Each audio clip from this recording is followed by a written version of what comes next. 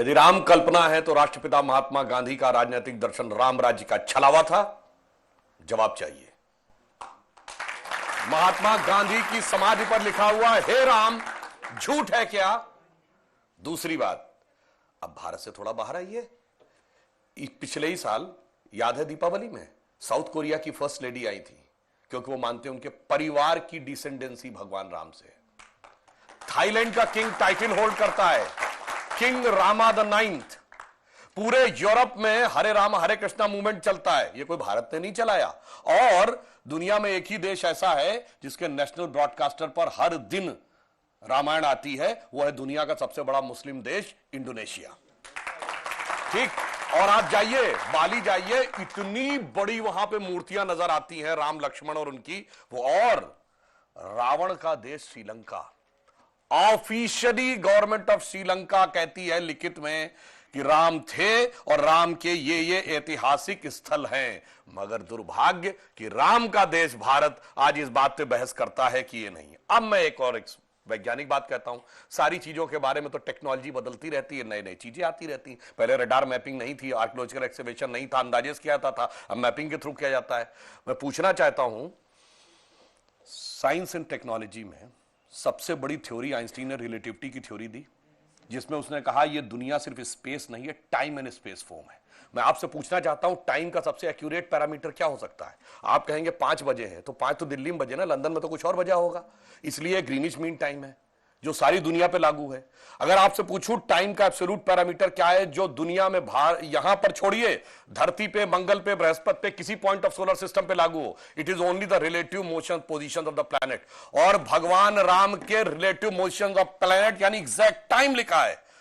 क्या कर्क राशि में गुरु था, कर्क राशि में चंद्रमा था, पुष्य नक्षत्र था, मकर राशि में मंगल था। और जब नासा ने प्लैनेटोरियम सॉफ्टवेयर में डाला तो डेट तक निकल आई कि 7000 कितने सौ बीसी से पहले यह हुआ था। अब इसके बाद भी अगर इनको कोई सबूत चाहिए तो मैं अंत में एक बात कहना चाहता हूं, दुनिया में 4-5 बड़े रिलीजन हैं, अगर रिलीजन माने हिंदुस्तान तो क्रिश्चियनिटी, इस्लाम, ज्यूस, हिंदू और बुद्धिस्ट। बताइए कोई और ऐसा धर्म है जिसके भगवान के बारे में कहा जाता हो सबूत लाओ ये हुए थे कि नहीं हुए थे, या इनसे पूछो। और भगवान राम की पहले की भी वंशावली अवेलेबल है और बाद की भी। बाकी दुनिया में जितने भी लोग हुए, बाद की कुछ की अवेलेबल है, कुछ की तो पहले और बाद की भी नहीं अवेलेबल है, पहले किसी की नहीं अवेलेबल है। मगर राजा इक्ष्वाकु से लेकर उसके बाद उनके पुत्र इतने साल राज किया, भगवान राम के बाद इतने इतने, पूरा डिटेल सब कुछ झुटलाने का प्रयास केवल इसलिए होता है कि हम पे हुकूमत करने वाले जो लोग थे ना अंग्रेज, उनको तो कहते हैं, अब मैं किसी धर्म ग्रंथ के खिलाफ नहीं, कहते हैं 14,000 साल पहले दुनिया बनी थी। अब कैसे मान लें कि उससे ज्यादा पुराना हमारा है?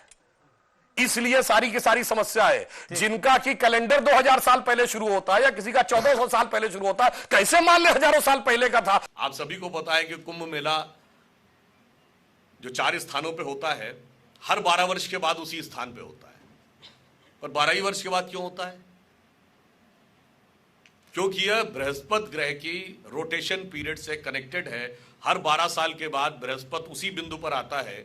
जैसे प्रयाग में कुंभ का मेला तब होता है जब बृहस्पति वृष राशि पे होता है, अर्ध कुंभ तब होता है जब वृश्चिक राशि पे होता है, उज्जैन में तब होता है जब बृहस्पति सिंह राशि पे होता है। इसीलिए आप ध्यान करिए, उज्जैन को सिंहस्थ भी कहते हैं।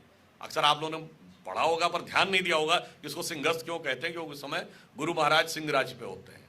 इसका अर्थ क्या हुआ? जुपिटर का रोटेशन पीरियड 12 साल है, ये हमें 1000 साल पहले से पता था। और आपको कब पता चला? 150 साल पहले। उसके बावजूद हम अवैज्ञानिक हैं और बाकी लोग वैज्ञानिक हैं, ये रैशनलिस्ट थिंकर्स ने हमको बताया है। तो हम लोगों का नववर्ष सामान्यतः मार्च से प्रारंभ होता है। 2000 साल पहले तो मार्च से ही होता था। आज कभी मार्च में पड़ता, कभी अप्रैल के शुरू में पड़ता है।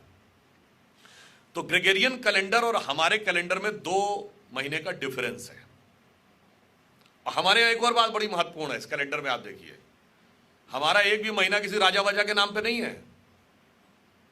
अब चैत्र शुक्ल प्रतिपदा को चैत्र क्यों कहते हैं? जिस दिन मून विल बी राइजिंग, यानी शुक्ल पक्ष की प्रतिपदा होगी, उस क्षण मून जिस नक्षत्र में होगा, वो चित्रा नक्षत्र में होगा तो चैत्र मास होगा, विशाखा नक्षत्र में होगा तो वैशाख मास होगा, ज्येष्ठा नक्षत्र में होगा तो ज्येष्ठ होगा। और नक्षत्र यानी concept of constellation was only with the Indian system. नक्षत्र क्या है? 9 प्लैनेट तो पता है, अरे बैकग्राउंड में जो पैटर्न बन रहा है स्टार्स का वो भी तो पता होना चाहिए, यानी you have to have knowledge beyond the solar system. खैर, उसके बाद तो हमारे और उनके में अंतर है 2 महीने का। ग्रेगोरियन कैलेंडर के तमाम महीने बहुत बहुत नामों पे पड़े, सबको पता है, जनवरी, फरवरी, जूलियस सीजर के नाम पे जुलाई पड़ गया, सेंट अगस्टस के नाम पे अगस्त पड़ गया, तो उसको बढ़ाना था तो 30 की बजाय 31 कर दिया गया क्योंकि स्टेचर बड़ा दिखाना था। मगर 4 महीने ऐसे हैं जिनके के बारे में नहीं पता है किसके नाम पे पड़े, वो हैं सितंबर, अक्टूबर, नवंबर और दिसंबर। अब September is the 9th month of the Gregorian calendar, पर as our calendar it is the 7th month। और हमारे यहां जोडियक को 12 पॉइंट्स में डिवाइड किया गया है, तो 12 भागों में विभाजित है। तो एक प्रकार से आकाश को अंबर भी कहते हैं। तो जब सूर्य अंबर के 7वें हिस्से में है तो वो सप्त अंबर है, जब 8वें हिस्से में है तो वो अष्ट अंबर है, जब 9वें हिस्से में है तो वो नवम अंबर है, जब 10वें हिस्से में है तो वो दशम अंबर है। अब कोई ये कहे जी आपने तो सिमिली ड्रॉ कर दी, इसका लॉजिक क्या है? तो पहला लॉजिक तो ये है कि आप बता दीजिए चारों नाम कहां से आए, वो भी इसी सीक्वेंस में। और दूसरा लॉजिक ये है भाई 30 से 31 के कई महीने किए तो आखिरी महीने में से डेट कम होगी ना, तो दिसंबर 28 का होना चाहिए था, ये फरवरी 28 का क्यों होता है?